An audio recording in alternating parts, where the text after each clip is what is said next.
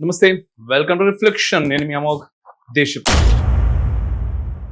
మహిళల హక్కులు, మహిళా గౌరవం, సమానత్వం, వేదిక లెక్తజాలు మన రాహుల్ గాంధీ మాట్లాడే గొప్ప గొప్ప మాటలు ఇవి. కానీ కెమెరాల ముందు జాతీయ వేదిక మీద ఆయన చేసినటువంటి చౌకబార్ విమర్శలను చూసినాక దేశం మొత్తం ముక్కున వేలేసుకుంటున్నది. రాజకీయాల్లో విమర్శలు సహజం, కానీ ఒక మహిళా దేశాధినేతను చౌకబారు హాస్యానికి వస్తువుగా మార్చుడు రాజకీయమా లేదంటే సంస్కారహీనమా? ఆగస్ట్ 13న ఢిల్లీలో జరిగినటువంటి రచనాత్మక కాంగ్రెస్ సమావేశంలో రాహుల్ గాంధీ ప్రధాని మోదీ విదేశాంగ విధానాన్ని విమర్శించాలి అనుకున్నాడు. విదేశాంగ విధానం మీద ప్రశ్నించే హక్కు ప్రతిపక్షానికి ఖచ్చితంగా ఉంటది, కానీ దానికి ఆయన ఎంచుకున్నటువంటి విధానం అత్యంత హేయం. ప్రధాని హక్ డిప్లొమసీని ఎగతాళి చేసే క్రమంలో వేదిక మీద ఉన్న సందీప్ దీక్షిత్ ను రాహుల్ ఆలింగనం చేసుకున్నాడు. చాలా విచిత్రంగా, క్రూరంగా, దరిద్రంగా.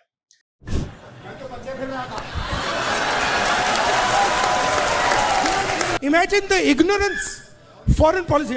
एक चीज पूछ सकता हूँ? हाँ, मिलनी समझ के तो नहीं पकड़ा था? దానికి సందీప్ దీక్షిత్ మెలోని అనుకుని పట్టుకోలేదు కదా అని వెకిలిగా నవ్వుతూ అడిగితే దానికి ప్రతిపక్ష నేత రాహుల్ గాంధీ ఏమన్నారో తెలుసా? నేను అంతవరకు వెళ్ళలేదు, అక్కడ ఉన్న నాయకులు నవ్విర్రు. ఆ క్లిప్ వైరల్ అయింది, కానీ ఆ నవ్వుల వెనుక నలిగిపోయింది ఒక రాజ్యాంగ హోదా, ఒక మహిళా నేత యొక్క ఆత్మ గౌరవం. ఇది కేవలం ఒక సరదా జోక్ మాత్రమే కాదు, ఒక అగ్లీ మైండ్ సెట్ కూడా. G7 దేశాధినేత ఇటలీ ప్రధాని జార్జియా మెలోని ప్రపంచ వేదికపై ఒక శక్తివంతమైనటువంటి నాయకురాలు. దౌత్యపరమైన మర్యాదలో భాగంగా జరిగినటువంటి ఆలింగనాన్ని కేవలం ఆమె ఒక మహిళ అయినంత మాత్రాన చౌకబారు హాస్యంగా చిత్రీకరిస్తారా? ప్రగతిశీల ఆలోచనలు ఉన్నాయని చెప్పుకునే రాహుల్ గాంధీ ఆ జోక్ను ఖండించాల్సింది పోయి వేదికపై పకపక నవ్వడం మీ ద్వంద్వ నీతికి నిదర్శనం కాదా? బయటకు మహిళా హక్కుల పోరాట యోధుడిగా నటిస్తున్నప్పటికీ లోపల ఉన్నది మూఢ స్త్రీ ద్వేష పూరిత మనస్తత్వమేనని ఈ ఒక్క సంఘటనతో అందరికీ ఖచ్చితంగా తేలిపోయింది కూడా. ప్రభుత్వాన్ని విమర్శించడానికి దేశంలో ఎన్నో పాలనాపరమైనటువంటి వ్యూహాత్మక అంశాలు ఉన్నాయి, కానీ ఒక విదేశీ మహిళా నేత శారీరక భాష మీద వ్యక్తిగత దాడికి తెగబట్టం మీ రాజకీయ విచక్షణ రాహిత్యానికి నిదర్శనం కాదా? రాజ్యాంగబద్ధమైన ప్రతిపక్ష నేత హోదాలో ఉండి తార్కిక చర్చలు పక్కన పెట్టి చౌకబారు వ్యాఖ్యలు చేయడానికి సిగ్గుపడాలి. స్త్రీ ద్వేషంలో ఎలాంటి రచనాత్మకత లేదు రాహుల్. అంతేకాదు, ప్రపంచ దేశాలు భారత రాజకీయ దిశను నిశ్చితంగా గమనిస్తూ ఉంటాయి. అంతర్జాతీయ వేదికల మీద ఒక కీలక భాగస్వామ్య దేశం ప్రధానిని ఇలా అవమానిస్తే భారత్ ఇచ్చే దౌత్యపరమైన మర్యాదను ప్రపంచం ఏ విధంగా అర్థం చేసుకుంటుంది? తరతరాలుగా ప్రధానులను, దౌత్యవేత్తలను అందించినటువంటి కుటుంబం నుంచి వచ్చి కూడా అంతర్జాతీయ సంబంధాలను ఇలా చౌకబారు వ్యాఖ్యలతో దెబ్బతీయడం దేశానికి మచ్చగాదా? రాజకీయ విమర్శలు విధానాల మీద ఉండాలి, ఖచ్చితంగా ఉండాలి. ఒక ప్రతిపక్ష నేతగా నీ బాధ్యత అది, కానీ ఒక మహిళా నేత ఆత్మగౌరవాన్ని దిగజార్చేలా ఉండకూడదు. ఇది చమత్కారం కాదు, దౌత్యం అంతకంటే కాదు. ఇది కేవలం హాస్య ముసుగులో చేసినట్టు ఒక సిగ్గుమాలిన రాజకీయం, అసహ్యకరమైనటువంటి రాజకీయం. రూపాలు మార్చినంత మాత్రాన ఆలోచనలు మారు. మీ ముసుగు తొలగిపోయింది, మైండ్ సెట్ బయటపడ్డది. మరోసారి దేశంలోని మహిళలకు దౌత్యపరమైనటువంటి మర్యాదలకు జరిగినటువంటి దేశంలోని మహిళల మర్యాదలకు జరిగినటువంటి ఈ అవమానానికి రాహుల్ గాంధీ వెంటనే నిరసనగా ఖచ్చితంగా క్షమాపణ చెప్పాల్సినటువంటి అవసరం కూడా ఉన్నది. అండ్ వన్ మోర్ థింగ్, ఇదేం తొలిసారి కూడా కాదు. రాహుల్ గాంధీ కావచ్చు, కాంగ్రెస్ కావచ్చు, ప్రతిపక్ష నేతలు కావచ్చు, and at the same time ప్రతిపక్షాలకు సంబంధించినటువంటి సోషల్ మీడియా హ్యాండిల్స్ కావచ్చు, మీమ్స్ మార్కెట్ కావచ్చు. నిజంగా ప్రధానమంత్రి మోదీ పైన విమర్శించడానికి చాలా చాలా అంశాలు ఉన్నాయి. ఆ అంశాలు తీసుకోండి, మీరు రాజ్యాంగ పరంగా విమర్శించండి, పాలసీ మేకింగ్ విషయంలో మాట్లాడండి, పాలసీలో ఇది కాదు దేశానికి ఇది అవసరం అని చెప్పండి. అభివృద్ధి పథంగా ఎటువైపు వెళ్తున్నా, మనకేం కావాలి, ఏది అవసరం ఈరోజు యువతకి, దాని గురించి మాట్లాడే ప్రయత్నం చేయండి. భారత్కి ఏం కావాలి, భారత యువతకి, భావి భారతానికి ఏది అవసరం, ఈ విషయాలపైన చర్చించండి. కానీ ఎంతసేపు మనం మాట్లాడేది ఏంటి? మోదీ ఆ డ్రెస్ వేసుకున్నాడు, మోదీ ఈ డ్రెస్ వేసుకున్నాడు, మోదీ లైవ్ పెడితే లైవ్లో మోదీ మాట్లాడిన విషయాల గురించి మనకు అవసరం లేదు. మోదీ స్కిన్ టోన్ ఏ విధంగా ఉంది, మోదీ తెల్లగా అవుతున్నాడా, మోదీ ఎర్రగా అవుతున్నాడా, మోదీ నెత్తి మీద జుట్టు పెరుగుతున్నదా, మోదీ కోటు మీద ఇంకో కోటు వేసుకున్నాడా, మోదీ కింద షూస్ వేసుకున్నాడా, మోదీ నేల్స్ కట్ చేసుకున్నాడా? దీని గురించా మనం మాట్లాడాల్సింది. భారతదేశం అంటే ఈరోజు నిజంగా ప్రపంచ ఆర్థిక వ్యవస్థ ఒకసారి మనం చూసినట్టయితే భారత్ రోజు రోజుకు ముందుకు వెళ్తా ఉన్నది. మరి ఇటువంటి అభివృద్ధి చెందుతున్నటువంటి దేశంగా కొన్ని సంవత్సరాలుగా మనం చదువుతూనే ఉన్నాం, దశాబ్దాలుగా.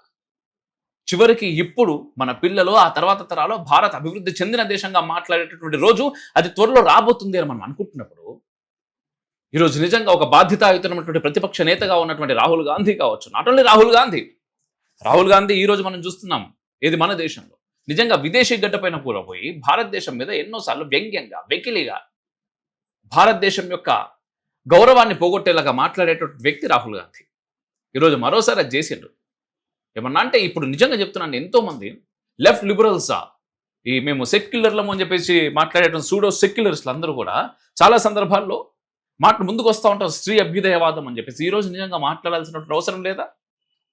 ప్రపంచ వేదిక మీద ఇప్పుడు భారతదేశ ప్రధానిని వెకిలి చేష్టలతో వేరే దేశ ప్రధానిని చాలా దరిద్రంగా, అది హాస్యం అంటారండి, అది నవ్వడం, ఇంకా దాన్ని నవ్వడం, ఆ కింద కూర్చున్నటువంటి నాయకులు నవ్వడం, ఆ మైక్లో చేసినటువంటి కామెంట్లు, ఇది పద్ధతేనా? ఒక దేశపు ప్రతిపక్ష నేత చేయాల్సినటువంటి మాటలా ఇవి? ఏం మాట్లాడాలి? వేటి గురించి మాట్లాడాలి? నిజంగా పాలసీ మేకింగ్ గురించి మాట్లాడండి. 10 సంవత్సరాల్లో 12 సంవత్సరాల్లో ఏం జరిగింది, ఏం జరుగుతుంది, ఏం జరగబోతుంది, ఏం జరగాలి, ఇంకా ఏం అవసరం ఉంది, గ్రౌండ్ లెవెల్లోకి భారత్కి ఏం అవసరం, రక్షణ పరంగా భారత్కి ఏది అవసరం, అభివృద్ధి పరంగా భారత్కి ఏం అవసరం, ఉద్యోగాల పరంగా యువతకి ఏం అవసరం. ఆర్టిఫిషియల్ ఇంటెలిజెన్స్ ఈ స్థాయిలో ముందుకెళ్తా ఉంది. ప్రపంచం అంతా కూడా వేరే దేశాల్లో నిజంగా నా దేశం వాళ్ళకి మాత్రమే ఉద్యోగాలు ఇచ్చుకోవాలి అనేటటువంటి ఒక స్థితి పెరుగుతూ ఉన్నది. అన్నప్పుడు భారతీయులు, వేరే దేశాల్లో ఉన్నటువంటి భారతీయులు కూడా తిరిగి మన దేశానికి రప్పించుకొని వాళ్ళని ఏ విధంగా సమర్థవంతంగా వాళ్ళ యొక్క నాయకత్వాన్ని మనం వాడుకుందాం. దానికి సంబంధించి ఏదైనా ప్రవేశపెట్టిన ముందుకు తీసుకురండి. ఏదైనా ఒక బిల్లు వస్తుంది అంటే మనం ఆ బిల్లును ముందుకు రానియం. ఏదైనా ఒక బిల్లు కథం వస్తున్నది అంటే ఏదో రచ్చ యాగి చేయాలి. దేని గురించి మాట్లాడుతున్నాం? నిజంగా రాహుల్ గాంధీ గారు, మీరు ఈ హగ్ దీని గురించే కదా ఇంత రచ్చ చేసింది. నిజంగా మీకు ఇంకొక విషయం కూడా చెప్పాలి. ప్రత్యేకంగా మిమ్మల్ని ఎవరో ఒకళ్ళు వచ్చి మీరు చేస్తున్నది తప్పు అని చెప్పాల్సిన అవసరం లేదేమో అనిపిస్తుంది. ఎందుకంటే ప్రత్యేకంగా ప్రతి విషయంలో మీరే వచ్చి మిమ్మల్ని మీరే బఫూన్గా చిత్రీకరించుకుంటా ఉంటారు. ఈరోజు మీరు మోదీ గురించి సంబంధించినటువంటి ఏదైతే హగ్ మీరు ఆ దరిద్రంగా చేసారో స్టేజ్ పైన, ఆ చేసిన క్షణం నుంచి ఒక వీడియో వైరల్ అవుతా ఉంది సోషల్ మీడియాలో. ఏంటది? ఎవరికి సంబంధించినటువంటి వీడియో? ఇప్పటివరకు ఆ వీడియో గురించి ఎవరైనా వేరే కోణంలో చూసారా? ఇందిరాగాంధీ గారు వేరే ఒక విదేశీ పాలసీకి సంబంధించి వేరే ఒక ఫారినర్ మినిస్టర్ని హగ్ చేసుకున్నటువంటి వీడియో వైరల్ అవుతా ఉంది. అది ఏ రకంగానైనా మనకు నెగిటివ్గా కనిపించిందా? ఈరోజు కనిపిస్తుందా? పోనీ ఇప్పుడు మీరు ఈ మాటను మాట్లాడిన తర్వాత పైన మీ వీడియో వెకిలిగా ఆయన నెల్లి ఇట్లా హగ్ చేసుకున్నది చాలా దరిద్రంగా, కింద వెంటనే ఈ వీడియో పెడుతున్నారు ఇందిరాగాంధీకి సంబంధించిందే. చూసే కోణం ఎవరు మారుస్తున్నారు? నిజంగా మన పూర్వీకులకి మీకు ఈ స్థానం ఈరోజు కలిగింది అంటే వాళ్ళు పెట్టినటువంటి భిక్ష, రాజకీయపు భిక్ష.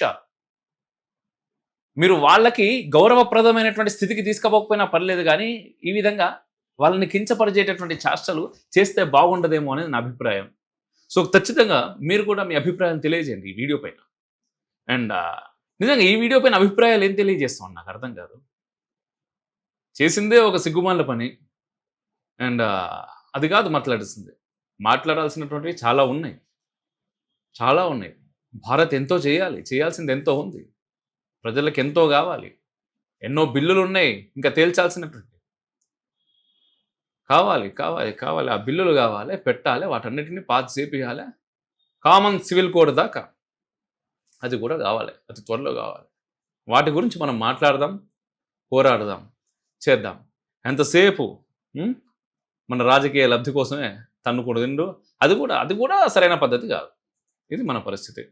సో ఖచ్చితంగా మీ అభిప్రాయాలు తెలియజేయరు అబ్బా, ఏదో ఒకటి ఏమనిపిస్తే అది చెప్పుర్రి ఈ మొత్తం వీడియో మీద. అండ్ పనికొచ్చేది అనుకుంటే షేర్ చేయరు. జై హింద్, మేరా భారత్ మహాన్.